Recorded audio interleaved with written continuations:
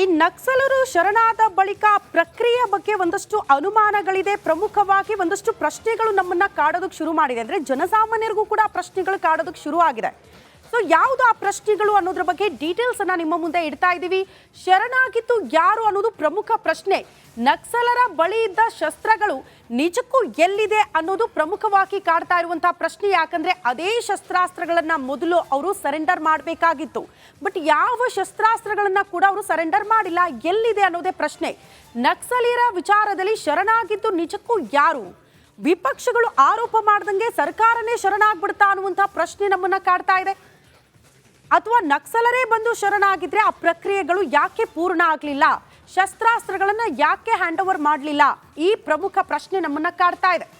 So ಸರ್ಕಾರಕ್ಕೆ ನಿಜವಾಗಿಯೂ ಕೂಡ ಅದ್ರ ಬಗ್ಗೆ ಮಾಹಿತಿ ಇಲ್ವಾ? ಸರ್ಕಾರಕ್ಕೆ ಶಸ್ತ್ರಾಸ್ತ್ರಗಳು ಎಲ್ಲಿದೆ, ಅದನ್ನ ಯಾಕಾಗಿ ವಶಕ್ಕೆ ಪಡ್ಕೊಳ್ಳಿಲ್ಲ, ಅದ್ರ ಬಗ್ಗೆ ಮಾಹಿತಿನೇ ಇಲ್ಲ ಅಂತ ಸ್ವತಃ ಗೃಹ ಸಚಿವರು ಹೇಳಿದ್ದಾರೆ. ನಕ್ಸಲ್ ಮುಕ್ತ ಅಂದ್ರೆ ಸರ್ಕಾರದ ಪ್ರಕಾರ ಏನು ಅನ್ನೋದು ಕೂಡ ಪ್ರಶ್ನೆ ಆಗ್ತಾ ಇದೆ. ಈ ಶಸ್ತ್ರಗಳು ಸಮಾಜ ಘಾತುಕರ ಕೈ ಸೇರಿದ್ರೆ ಯಾರು ಜವಾಬ್ದಾರು, ಯಾರು ಅದರ ಹೊಣೆ ಹೊರ್ತಾರೆ ಅನ್ನೋದು ಕೂಡ ಪ್ರಶ್ನೆ. ಅದರ ಜೊತೆಗೆ ಮತ್ತೊಂದು ಪ್ರಶ್ನೆ ನಮ್ಮನ್ನ ಕಾಡೋದು, ನಕ್ಸಲರ ಶರಣಾಗತಿ ಪ್ರಕ್ರಿಯೆ ಸಂಪೂರ್ಣ ವಿಫಲ ಆಗಿಲ್ವಾ? ಗೃಹ ಸಚಿವರಿಗೆ ಯಾವುದ್ರ ಬಗ್ಗೆ ಕೂಡ ಮಾಹಿತಿ ಇಲ್ಲ ಅಂದಿದ್ದಾರೆ. ಹಾಗಾಗಿ ಸಹಜವಾಗಿ ಈ ಪ್ರಶ್ನೆಗಳು ಕೂಡ ನಮ್ಮನ್ನ ಕಾಡ್ತಾ ಇದೆ. ತಪ್ಪಿಸಿಕೊಂಡಿರುವ ಆ ಒಬ್ಬ ನಕ್ಸಲ್ ಎಲ್ಲಿದ್ದಾನೆ?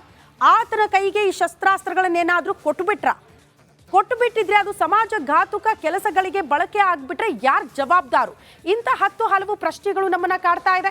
ಮತ್ತೊಂದು ಪ್ರಶ್ನೆ, ಅವನ ಕೈಯಲ್ಲಿ ಶಸ್ತ್ರಾಸ್ತ್ರಗಳನ್ನ ನೀಡಿ ಶರಣಾಗ್ಬಿಟ್ರ ಈ 6 ಜನ ನಕ್ಸಲರು ಅನ್ನೋದು ಪ್ರಶ್ನೆ. ಆತ ಅವುಗಳನ್ನ ಬಳಸಿ ಮತ್ತೊಂದು ತಂಡ ಕಟ್ಬಿಟ್ರೆ ಮತ್ತೆ ನಕ್ಸಲ್ ಚಟುವಟಿಕೆಗಳು ರಾಜ್ಯದಲ್ಲಿ ಗರಿಗೆದ್ರತ್ತೆ. ಸೊ ಈ ಆತಂಕ ಕೂಡ ಇದೆ. ಈ ನಕ್ಸಲರು ಶರಣಾದ ಬಳಿಕ ಪ್ರಕ್ರಿಯೆ ಬಗ್ಗೆ ಒಂದಷ್ಟು ಅನುಮಾನಗಳಿದೆ. ಪ್ರಮುಖವಾಗಿ ಒಂದಷ್ಟು ಪ್ರಶ್ನೆಗಳು ನಮ್ಮನ್ನ ಕಾಡೋದಕ್ಕೆ ಶುರು ಮಾಡಿದೆ. ಅಂದ್ರೆ ಜನಸಾಮಾನ್ಯರಿಗೂ ಕೂಡ ಪ್ರಶ್ನೆಗಳು ಕಾಡೋದಕ್ಕೆ ಶುರು ಆಗಿದೆ. ಸೊ ಯಾವುದು ಆ ಪ್ರಶ್ನೆಗಳು ಅನ್ನೋದ್ರ ಬಗ್ಗೆ ಡೀಟೇಲ್ಸ್ ಅನ್ನ ನಿಮ್ಮ ಮುಂದೆ ಇಡ್ತಾ ಇದ್ದೀವಿ. ಶರಣಾಗಿದ್ದು ಯಾರು ಅನ್ನೋದು ಪ್ರಮುಖ ಪ್ರಶ್ನೆ. ನಕ್ಸಲರ ಬಳಿ ಇದ್ದ ಶಸ್ತ್ರಗಳು ನಿಜಕ್ಕೂ ಎಲ್ಲಿದೆ ಅನ್ನೋದು ಪ್ರಮುಖವಾಗಿ ಕಾಡ್ತಾ ಇರುವಂತಹ ಪ್ರಶ್ನೆ. ಯಾಕಂದ್ರೆ ಅದೇ ಶಸ್ತ್ರಾಸ್ತ್ರಗಳನ್ನ ಮೊದಲು ಅವರು ಸರೆಂಡರ್ ಮಾಡಬೇಕಾಗಿತ್ತು.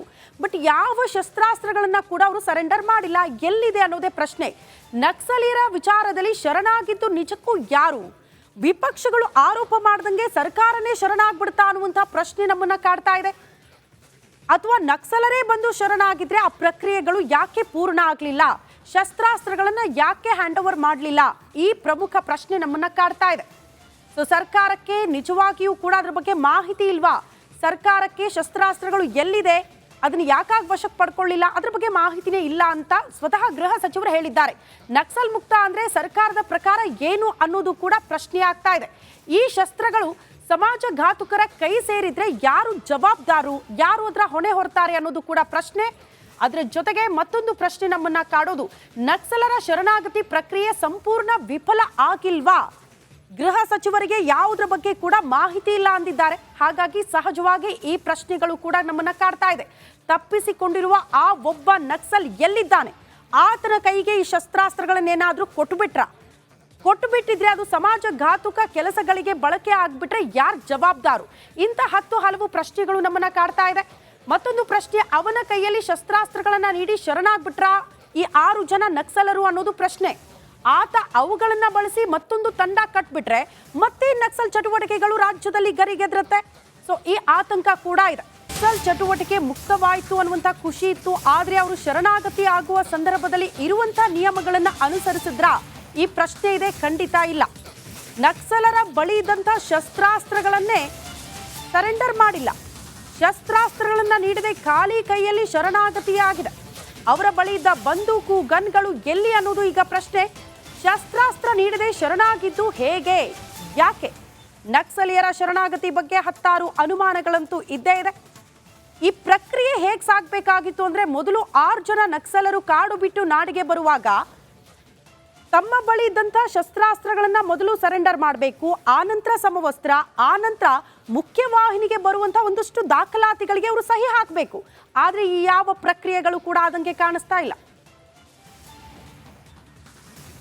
ಶರಣಾಗತಿ ಆಗಬೇಕಾದ್ರೆ ಅದನ್ನೆಲ್ಲ ವಿಚಾರ ಮಾಡಿ first very important is weapons ಸಮೇತ ಆಗಬೇಕು. ಮತ್ತು ಅದರಲ್ಲಿ ಒಬ್ಬ ತಪ್ಪಿಸ್ಕೊಂಡಿದ್ದಾನೆ. ಇನ್ನು ಟಿ ವಿನಲ್ಲಿ ನಾನು ನೋಡ್ದಂಗೆ ಒಬ್ಬ ತಪ್ಪಿಸ್ಕೊಂಡಿದ್ದಾನೆ. ಹಂಗಾದ್ರೆ ವೆಪನ್ ಎಲ್ಲ ಅವನ ಕೈಲಿ ಕೊಟ್ಟು ಬಂದ್ರ ಇವರು ಏನು? ಅದು ಒಬ್ಬನ ಕೈಲಿ ಕೊಟ್ರೆ ಅವ್ನು ಮತ್ತೆ ಬೇರೆಯವ್ರನ್ನೆಲ್ಲ ಸೇರಿಸಿ ಇನ್ನೂ ಒಂದು ತಂಡ ಕಟ್ತಾನೆ ಏನೋ, ಅದು ನೋಡ್ಬೇಕಾಗ್ತದೆ. ಇದು ತಪ್ಪಾಗಿದೆ ಮಾಡಿರೋದು. ಆಮೇಲೆ ಒಂದು ಬೇರೆ ಕಡೆ ಸಾಗಿಸೋಕೆ ಟೈಮ್ ಕೊಟ್ಟಂಗೆ ಆಗುತ್ತೆ. ಎಲ್ಲ ಆಗುತ್ತೆ. ನಾನು ಹೇಳೋದಿಲ್ಲ, ಬೇರೆ ಕಡೆಗೂ ಸಾಗಿಸ್ಬೋದು, ಒಂದು ತಂಡ ಕಟ್ಕೋಬೋದು, ಮತ್ತೆ ಈ ಶುರು ಮಾಡ್ಬೋದು. ಇದೇ ಚಟುವಟಿಕೆಗಳು ಅವ್ರದ್ದು ಇಲ್ಲಿಗೆಲ್ಲ ಆಕ್ಟಿವಿಟೀಸ್ ಮತ್ತೆ ಶುರು ಮಾಡ್ಬೋದು ಅವರು. ತಪ್ಪಿದು ಮಾಡಿರೋದು ತಪ್ಪಾಗಿದೆ. ಎಲ್ಲೂ ಹೋಮ್ ಇಲಾಖೆ ಹೋಮ್ ಮಿನಿಸ್ಟ್ರಲ್ಲಿ ಫೇಲ್ ಆಗ್ಯಾರ ಅನ್ಸುತ್ತೆ ಇದನ್ನ ಮಾಡಿ. ಇಲ್ಲ, ನಾವು ಹೋಮ್ ಮಿನಿಸ್ಟ್ರಿಗೆ ಅಂತ ಹೇಳಲಿಕ್ಕೆ ಬರೋದಿಲ್ಲ. ಯಾಕೆಂದರೆ ಹೋಮ್ ಮಿನಿಸ್ಟ್ರೀಸ್ ಅವರು ಪಾಲಿಸಿ ಡಿಸಿಷನ್ ತಗೊಂಡು ಮಾಡಿ ಎಲ್ಲ ಮಾಡೋಂಥವ್ರು. ಇದು ರಾಜ್ಯ DG ನಕ್ಸಲರು ಸಿಎಂ ಸಿದ್ದರಾಮಯ್ಯನವರ ಮುಂದೆ ಬಂದು ಶರಣಾದಾಗ ಸಹಜವಾಗಿ ರಾಜ್ಯ ನಕ್ಸಲ್ ಚಟುವಟಿಕೆ ಮುಕ್ತವಾಯಿತು ಅನ್ನುವಂಥ ಖುಷಿ ಇತ್ತು. ಆದರೆ ಅವರು ಶರಣಾಗತಿ ಆಗುವ ಸಂದರ್ಭದಲ್ಲಿ ಇರುವಂಥ ನಿಯಮಗಳನ್ನು ಅನುಸರಿಸಿದ್ರ ಈ ಪ್ರಶ್ನೆ ಇದೆ? ಖಂಡಿತ ಇಲ್ಲ. ನಕ್ಸಲರ ಬಳಿ ಇದ್ದಂಥ ಶಸ್ತ್ರಾಸ್ತ್ರಗಳನ್ನೇ ಸರೆಂಡರ್ ಮಾಡಿಲ್ಲ. ಶಸ್ತ್ರಾಸ್ತ್ರಗಳನ್ನು ನೀಡದೆ ಖಾಲಿ ಕೈಯಲ್ಲಿ ಶರಣಾಗತಿಯಾಗಿದೆ. ಅವರ ಬಳಿ ಇದ್ದ ಬಂದೂಕು, ಗನ್ಗಳು ಎಲ್ಲಿ ಅನ್ನೋದು ಈಗ ಪ್ರಶ್ನೆ. ಶಸ್ತ್ರಾಸ್ತ್ರ ನೀಡದೆ ಶರಣಾಗಿದ್ದು ಹೇಗೆ, ಯಾಕೆ? ನಕ್ಸಲೀಯರ ಶರಣಾಗತಿ ಬಗ್ಗೆ ಹತ್ತಾರು ಅನುಮಾನಗಳಂತೂ ಇದ್ದೇ ಇದೆ. ಈ ಪ್ರಕ್ರಿಯೆ ಹೇಗೆ ಸಾಗಬೇಕಾಗಿತ್ತು ಅಂದ್ರೆ, ಮೊದಲು 6 ಜನ ನಕ್ಸಲರು ಕಾಡು ಬಿಟ್ಟು ನಾಡಿಗೆ ಬರುವಾಗ ತಮ್ಮ ಬಳಿ ಇದ್ದಂಥ ಶಸ್ತ್ರಾಸ್ತ್ರಗಳನ್ನ ಮೊದಲು ಸರೆಂಡರ್ ಮಾಡಬೇಕು, ಆನಂತರ ಸಮವಸ್ತ್ರ, ಆನಂತರ ಮುಖ್ಯವಾಹಿನಿಗೆ ಬರುವಂಥ ಒಂದಷ್ಟು ದಾಖಲಾತಿಗಳಿಗೆ ಅವರು ಸಹಿ ಹಾಕಬೇಕು. ಆದರೆ ಈ ಯಾವ ಪ್ರಕ್ರಿಯೆಗಳು ಕೂಡ ಆದಂಗೆ ಕಾಣಿಸ್ತಾ ಇಲ್ಲ. ಶರಣಾಗತಿ ಆಗಬೇಕಾದ್ರೆ ಅದನ್ನೆಲ್ಲ ವಿಚಾರ ಮಾಡಿ first very important is weapon ಸಮೇತ ಆಗಬೇಕು. ಮತ್ತು ಅದರಲ್ಲಿ ಒಬ್ಬ ತಪ್ಪಿಸ್ಕೊಂಡಿದ್ದಾನೆ. ಇನ್ನು ಟಿ ವಿನಲ್ಲಿ ನಾನು ನೋಡ್ದಂಗೆ ಒಬ್ಬ ತಪ್ಪಿಸ್ಕೊಂಡಿದ್ದಾನೆ. ಹಂಗಾದ್ರೆ ವೆಪನ್ ಎಲ್ಲ ಅವನ ಕೈಲಿ ಕೊಟ್ಟು ಬಂದ್ರ ಇವರು ಏನು?